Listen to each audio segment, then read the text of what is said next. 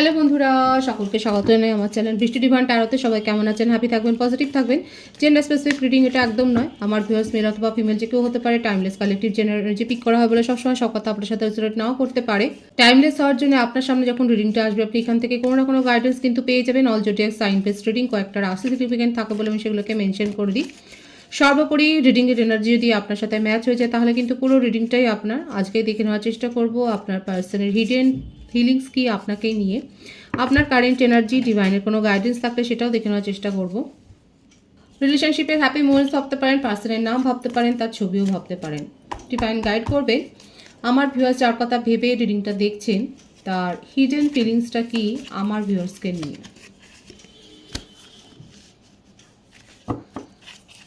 Three of Swords, Five of Wands, Three of Wands, Strength, the Hierophant, Three of Cups, Triple 3 vibes কিন্তু এখানে এসছে। এই Angel নাম্বারটা হয়তো আপনারা অনেকে দেখছেন।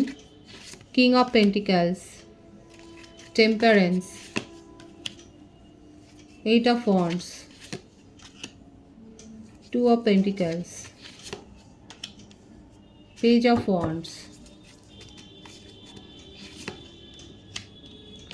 S of swords, bottom of the deck, the hanged man, five of pentacles.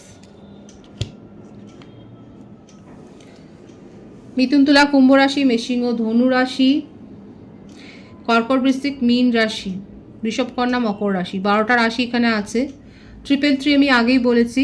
বার্থডেটের মধ্যে 12, 21, 30, 5, 23, 14, 8, 26, 17, 5, 23, 14 বলেছি, 2, 11, 20।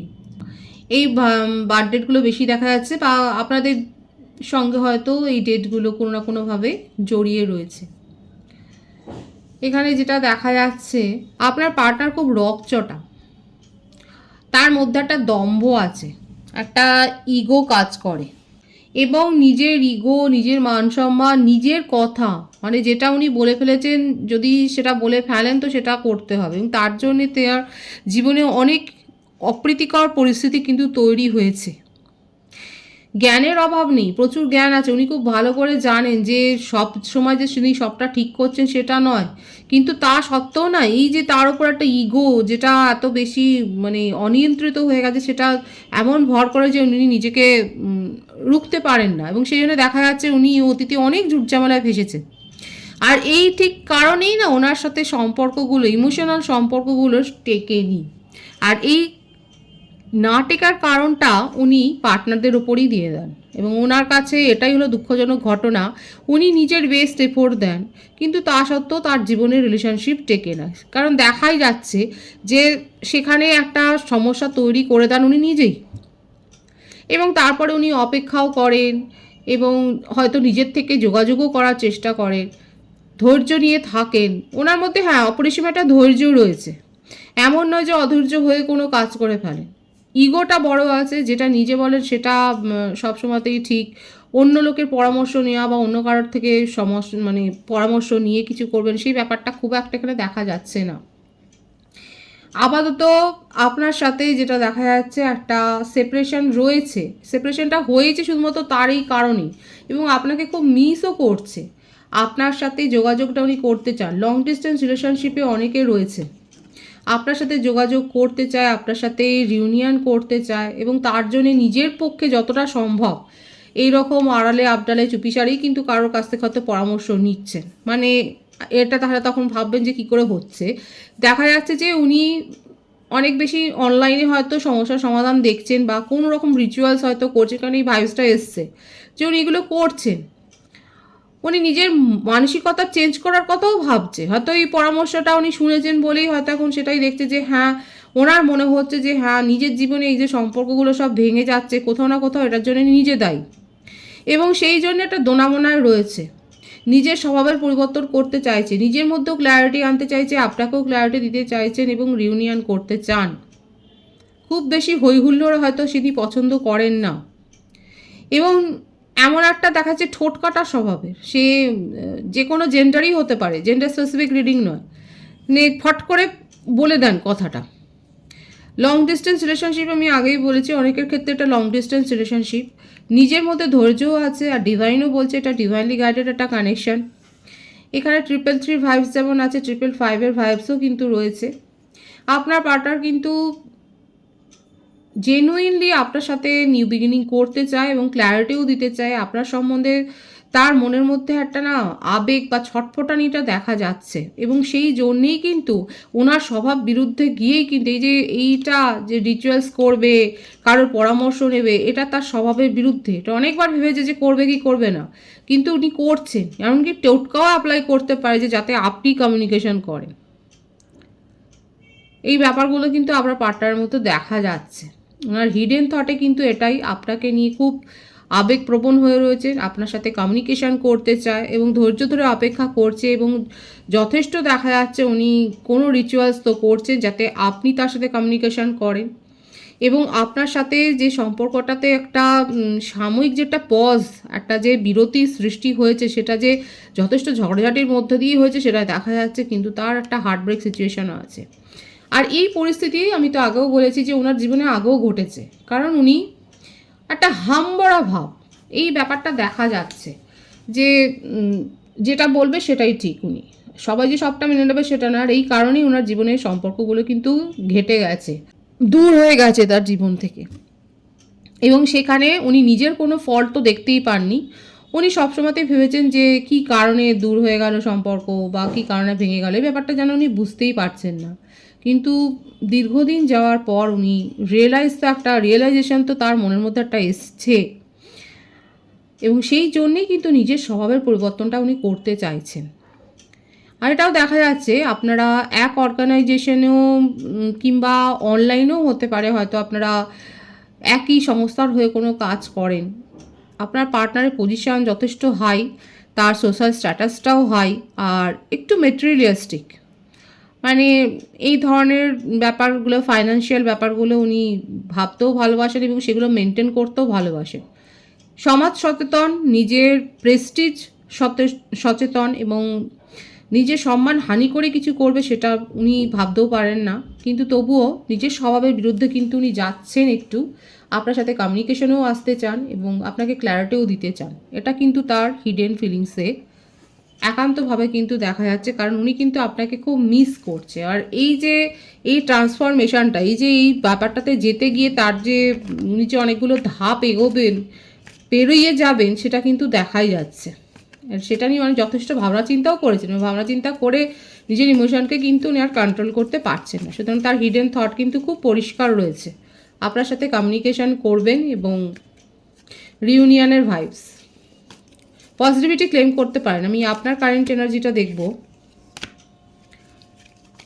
4 অফ ওয়ান্ডস,